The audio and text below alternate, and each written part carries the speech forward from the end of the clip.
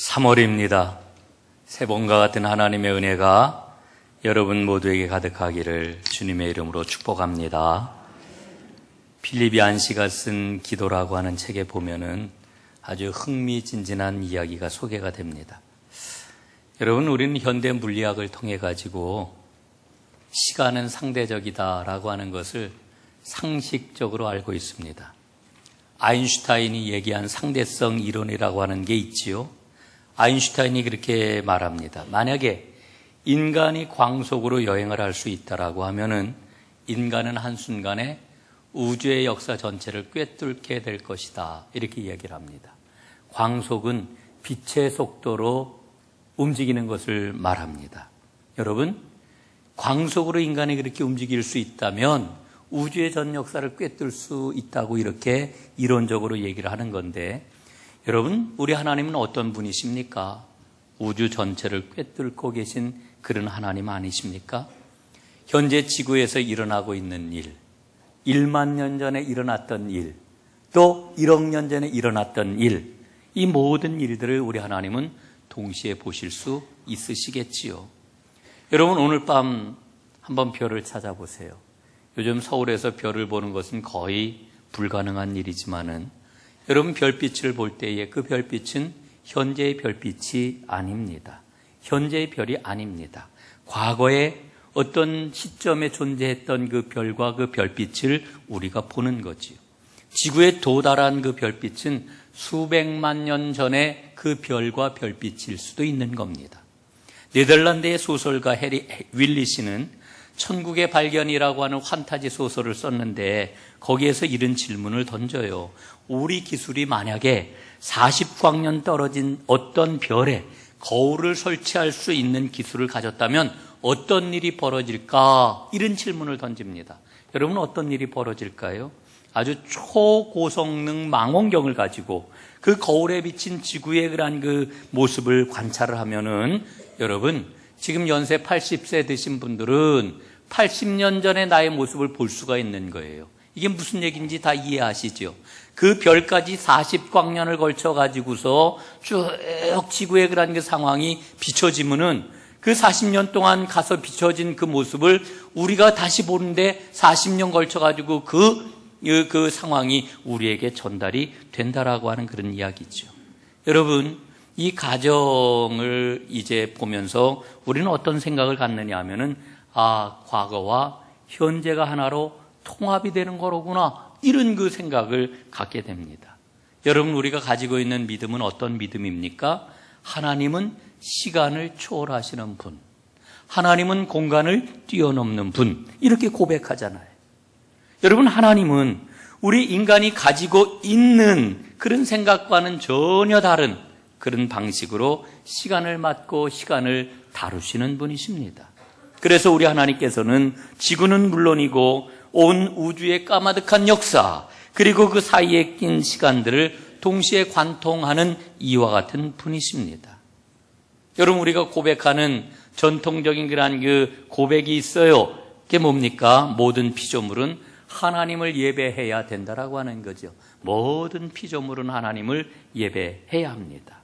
그런데 여러분, 우리가 시간에 대해서 깊이 생각을 하면은 이 시간도 궁극적으로는 하나님을 예배해야 되는 것이로구나, 이렇게 우리가 깨닫지요. 여러분, 그럼에도 불구하고 우리는 여전히 우리의 시간관념을 가지고 또 우리의 현재, 우리의 지식을 가지고 우리의 현재 경험을 가지고 하나님의 시간, 하나님의 약속을 우리가 판단하고 재단하려고 합니다. 이게 오늘 우리 모습이에요. 여러분, 오늘 우리가 읽고 있는 이 변화산 사건을 보십시오. 이 변화산 사건은 장차 오게 될 하나님의 나라, 하나님의 때, 주님의 때를 지금 보여주는 그런 사건입니다. 여러분, 그때에는 예수를 믿는 우리 모두는 우리 주님께서 허락하시는 하나님의 나라를 맛보게 될 것입니다. 하나님이 허락하시는 별 세계를 누리게 될 것입니다. 그런데 우리는 이 오늘이라고 하는 시간과 공간, 그리고 지금까지의 경험에 묶여가지고 이 하나님의 별 세계를 이해하지를 못해요. 그리고 그것을 받아들이지를 못해요. 그리고 그것이 우리에게 주어질 때에는 당황을 하는 겁니다. 이게 오늘 성경에 나와 있는 제자들의 모습입니다. 제자들의 모습일 뿐만 아니라 오늘 나의 모습이요 우리의 모습이기도 한 것이지요. 여러분, 예수님께서는 십자가에서 죽기 위해 이 땅에 오셨습니다. 예수님이 이 땅에 오신 이유는요, 죽기 위해 오신 거예요. 왜냐하면은 죽음을 통해서만, 십자가 죽음을 통해서만 구원의 길이 열리기 때문에 그렇습니다. 그런데 예수님이 십자가에 달려 죽으심으로 하나님의 새로운 세상, 별 세계가 열리는 거예요. 이건 정말 심오한 생명의 원리입니다. 예수님께서는 이 심오한 생명의 원리를 제자들이 깨닫기를 원하셨어요. 그래서 변화산 사건을 통해서 제자들에게 그것을 목격하게 해주셨던 것입니다. 그러나 안타깝게도 제자들은 변화산 사건을 체험했는데도 불구하고 그 의미를 깨닫지 못했습니다. 그런 제자들에게 하나님께서는 어떻게 말씀을 하십니까? 오늘 35절에 보니까 너희는 저의 말을 들으라, 이렇게 말씀을 하셔요. 예수님의 말씀을 들으라는 거예요. 주님의 말씀을 들으라는 거예요. 여러분, 우리가 별 세계를 누리기 위해서는 주님의 말씀을 듣는 것이 꼭 필요합니다. 여러분, 예수 믿는 사람이 누구일까요? 예수님의 말씀을 듣는 사람이 예수님을 믿는 사람이 있지요. 예수님을 믿는다고 하면서 예수님의 말씀을 듣지 않는다라고 하면은 어떻게 예수님의 사람이라고 이야기할 수 있겠어요? 그 말씀을 통해 우리는 우리가 누구인지를 발견합니다. 우리가 나아가야 할 방향이 어딘지를 알게 됩니다. 우리가 해야 할 일을 점검을 하고 우리가 한 일을 돌아보게 됩니다. 그리고 그 말씀을 통해서 우리가 예수님의 사람인지를 살펴보게 되는 거지요. 여러분, 변화산 사건은 오늘 말씀을 보니까 예수님께서 순환을 예고하신 다음 8일쯤 되었을 때 일어났다 그랬습니다. 여러분, 예수님이 활동하셨던 주 무대가 어디입니까? 갈릴리입니다. 갈릴리에서 예수님은 공생의 대부분을 보내셨습니다. 그런데 예수님께서는 이제 갈릴리 사역을 마무리하시고 예루살렘으로 올라가실 것을 결심을 하십니다. 왜 올라가셔요? 십자가 죽음을 맞이하기 위해서. 그러니까 예루살렘에서 예수님을 기다리고 있는 것은 죽음입니다. 죽음. 그런데 예수님께서는 이렇게 예루살렘에 올라가시기 전에 제자들에게 하신 일이 있어요. 그게 뭐냐 하면은 내가 예루살렘에 올라가면 장로들과 그리고 제사장과 그리고 수많은 이방인들의 손에 의하여 고난을 받고 십자가에 달려 죽을 것이다. 이 순환을 예고하셔요. 그래서 제자들도 그 순환에 참여하기를 원하시면서 순환을 3번에 걸쳐 예고하지 않습니까? 여러분, 사실 예수님이 이 땅에 오실 때에는 인간으로 오셨잖아요. 인간으로. 여러분, 인간으로 오셨다라고 하는 이야기가 무엇입니까? 우리하고 똑같은 성정을 가진 그러한 그 사람으로 오셨다는 이야기입니다. 여러분, 예수님께서 이제 당신의 사역을 다 마무리할 때가 가까이 올 때에 그 마음이 어떠했겠습니까? 예루살렘에 올라가 십자가에 달려 죽을 것을 생각을 할 때에 얼마나 힘들었겠어요? 얼마나 괴로웠겠어요? 얼마나 두려웠겠어요? 예수님께서는 자신의 사역에 대한 확신과 그것을 받아들일 만한 용기가 필요했습니다. 인간이셨기 때문에. 여러분, 이와 같은 두려움의 순간 예수님은 어떻게 하셨습니까? 오늘 1절, 2절 말씀에 보니까 예수님이 산에 올라가셔서 기도하셨다. 이렇게 우리에게 일러주십니다. 예수님은 기도하기 위해 산에 올라가셨습니다. 하나님이 주시는 그 힘, 하나님이 주시는 용기, 하나님이 주시는 확신, 이거를 이제 붙잡기 위하여 산에 올라가셨습니다. 여러분, 예수님이 산에 올라가신 이 모습을 보면서 우리는 깨닫는 거지요. 기도는 언제나 우리의 방법이구나. 기도는 언제나 우리의 길이로구나. 여러분, 기도가 방법이고 기도가 길인 줄로 믿습니다. 그런데 오늘 말씀을 보니까요, 예수님은 혼자 올라가신 것이 아니라 제자들을 데리고 올라가셨어요.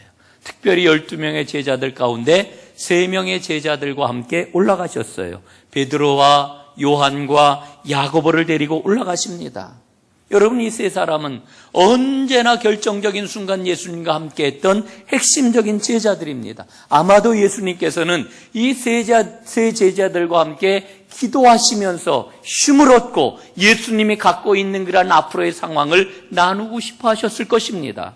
그런데 말씀을 보니까 이들은 주님과 함께 깨어 있지를 못했습니다. 기도의 전력을 다하지 못했습니다. 32절 말씀을 보니까 이들은 졸았다고 그랬습니다. 졸았는데 어떻게 졸았어요? 깊이 졸았다. 깊이 졸았다. 막 흔들어도 알지 못할 정도로 아마 깊이 잠이 들었던 모양입니다. 그런데 이렇게 잠들어 있던 제자들이 문득 깨어보니까 놀라운 일이 벌어지고 있는 겁니다. 예수님이 변모하셨습니다. 이제까지 보던 예수님이 아닙니다. 그 예수님은 지금까지 보지 못하였던, 경험하지 못하였던 분이 되었습니다. 부활의 몸으로 예수님이 변모하신 것이지요. 얼마나 깜짝 놀랐는지 모릅니다. 그런데 더 놀라운 일이 벌어졌습니다.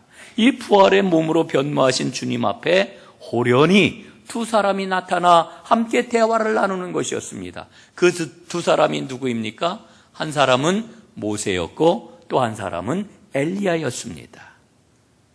생각해 보면은 왜 하필이면 모세와 엘리야가 나타났을까? 이런 생각이 듭니다. 여러분, 왜 이 두 사람이 나타났을까요? 거긴 까닭이 있어요.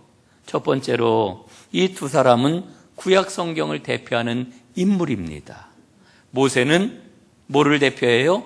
율법을 대표하고, 엘리야는 뭐를 대표해요? 선지자, 예언자들을 대표하는 겁니다. 여러분, 율법과 선지자는 하나님이 보여주신 구약 계시를 총괄하는 표현입니다.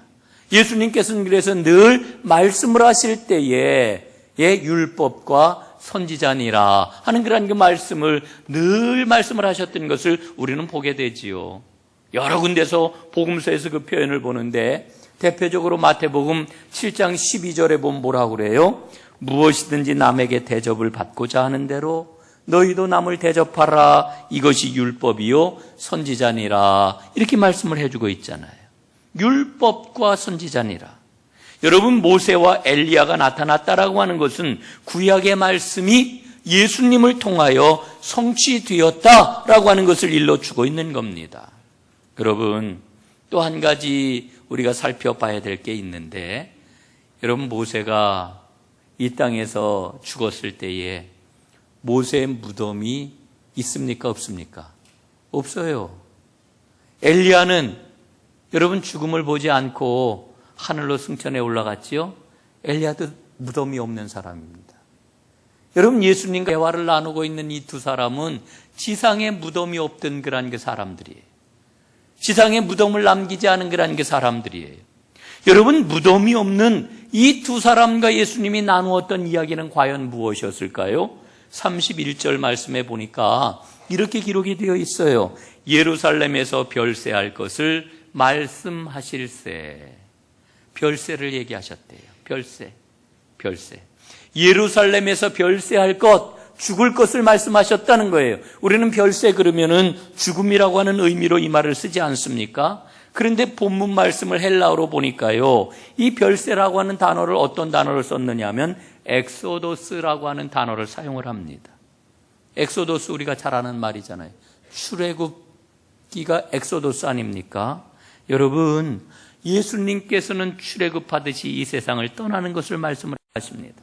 그러니까 예수님이 별세하실 것을 말씀하셨다라고 하는 이야기는 단순하게 이 세상을 떠나는 죽음을 이야기하신 게 아니라 앞으로 올 별세상 하나님의 나라를 이야기하셨다라고 하는 거예요.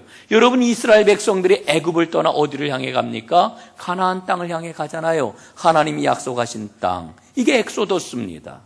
여러분, 예수님께서 별세, 엑소도스를 말씀을 하시는데 이 땅에서 죽음을 이야기하시는 것뿐만 아니라 우리 주님께서 우리에게 주실 하나님의 나라 별세계를 이야기하셨다, 이렇게 일러주고 있는 겁니다. 여러분, 그러니까 변화산 사건의 핵심은 뭐냐 하면은 다가올 별세상을 나타내 보이신 사건이라고 이야기할 수 있는 겁니다. 여러분, 왜 별세를 이야기하십니까? 별세해야 별세상이 열리기 때문에 그래요. 별세해야 새로운 세상이 열리기 때문에 그래요. 이게 예수님께서 오늘 일러주고 있는 말씀의 핵심입니다. 그런데 제자들은 이 엄청난 사건을 목격을 했지만 이 사건의 의미를 제대로 깨닫지를 못해요. 그래서 베드로는 이렇게 이야기하지 않습니까? 초막셋을 짓되 하나는 주를 위하여, 하나는 모세를 위하여, 하나는 엘리야를 위하여 짓겠습니다. 여러분, 이게 베드로가 이해한 별세상에 대한 반응인 것입니다. 베드로는요, 자기가 지금 맛보고 있는 이 하나님의 영광을 어떻게 해서든지 지키고 고수하고 싶었던 겁니다. 그런데 하나님께서는 그런 베드로, 그런 제자들에게 뭐라고 말씀을 하셔요? 너희는 저의 말을 들어라. 예수님의 말씀을 들으라는 거예요. 여러분, 별 세상은, 하나님의 나라는 오직 하나님의 영광으로만 가득한 세계입니다. 이 별 세상에 우리가 제대로 참여하기 위해서는 주님의 음성을 듣고 순종을 해야 합니다. 이게 먼저라고 하는 거예요. 여러분, 주님의 음성을 듣는 게 과연 뭘까요? 두 가지인데요. 하나는 기도하는 거예요. 또 하나는 순종하는 믿음의 행위를 갖는 거예요. 이게 너무너무 중요한 그런 하나님의 말씀이 있지요. 마이클 프로스트가 쓴 일상이라고 하는 책이 있습니다. 부제로 하나님의 신비, 일상이 하나님의 신비래요. 그 책에 보면은 마틴 부버의 그러한 그 이야기를 소개하고 있어요. 이 마틴 부버는 나와 너로 아주 유명한 그와 같은 신학자이지요. 마틴 부버가 이런 이야기를 합니다. 이 세상의 많은 것들 속에는 거룩해질 수 있는 가능성이 있다. 이렇게 이야기를 합니다. 여러분, 이 말의 의미가 뭐냐면은 우리는 너무나도 쉽게 요거는 거룩한 것, 이건 거룩하지 않은 것, 이건 하나님께 속한 것, 이건 세상에 속한 것, 이렇게 딱딱딱딱 구분하는 것을 우리는 너무나 쉽게 하고 그걸 아주 익숙해 한다라고 하는 거지요. 그러나 그렇게 나누지를 말고 거룩한 것과 아직 거룩하게 되지 않은 것으로 구분하는 것이 그리스도인의 삶이다. 이런 그 이야기입니다. 여러분, 우리 기독교 신앙의 핵심은요, 이 세상에서 비종교적인 그런 그 세상, 속세라고 그러죠. 이 세상에서 우리가 벗어나는 데 있는 게 아닙니다. 이게 기독교 신앙의 핵심이 아니에요. 여러분, 이미 이 세상 가운데 계시는 하나님을 발견하는 것.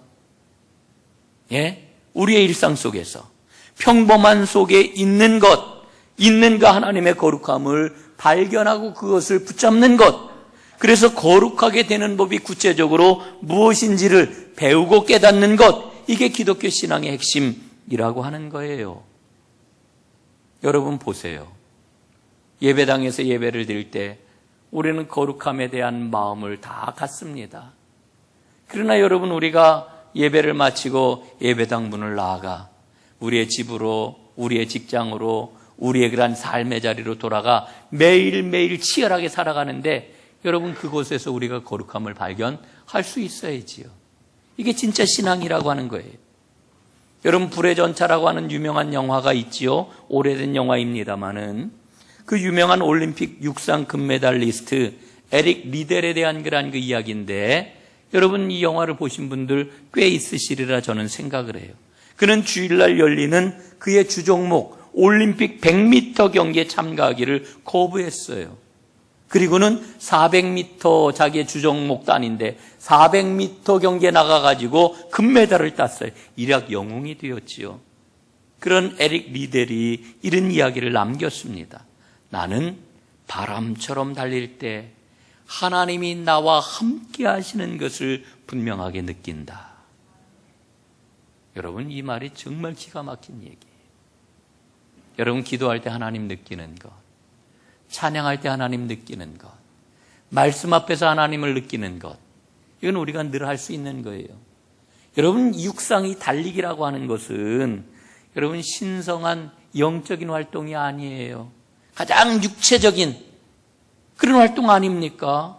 그런데 리델은 이 육상 달리기를 하면서 그것을 하나님을 위해 성별했어요. 그래서 그의 달리기를 신성한 것으로 만들었단 말이에요.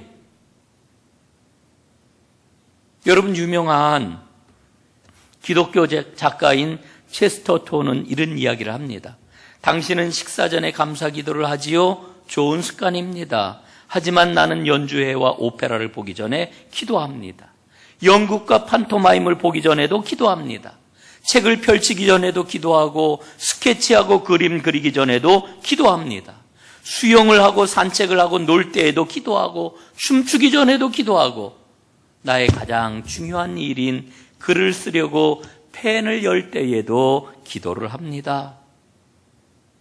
여러분, 주님의 음성을 듣는 것은 어디에 있든지 무슨 일을 하든지 그 일을 하나님을 위해서 성별할 때에 가능한 겁니다. 여러분 보세요. 하나님은 완전하시잖아요. 그러나 우리는 얼마나 흠이 많습니까? 예? 내가 흠 있는 것을 발견하잖아요. 여러분, 하나님은 한없이 위대하시지만 우리는 얼마나 왜소합니까? 우리는 얼마나 째째합니까? 얼마나 우리는 한심합니까? 그런데 하나님께서는 그런 우리에게 별 세계를 보여주시고 그 별 세계를 허락해 주시고 그 별 세계를 누리라고 이렇게 말씀을 합니다. 여러분, 이 하나님의 나라, 이 별 세계를 우리가 어떻게 누릴 수 있겠습니까? 오직 하나, 주님의 음성을 들을 때 가능합니다. 기도함으로, 말씀에 순종함으로, 주님보다 앞서지 아니할 때에 우리는 별 세계를 누릴 수가 있는 거지요. 오늘 하나님께서 분명히 말씀을 하십니다. 너희는 그의 말을 들으라. 여러분, 주님의 음성을 들으시기를 바랍니다. 그럴 때에 주님의 별 세계가 여러분의 삶 가운데 그리고 우리 전농교회 공동체 가운데 반드시 나타나게 될 줄로 믿습니다.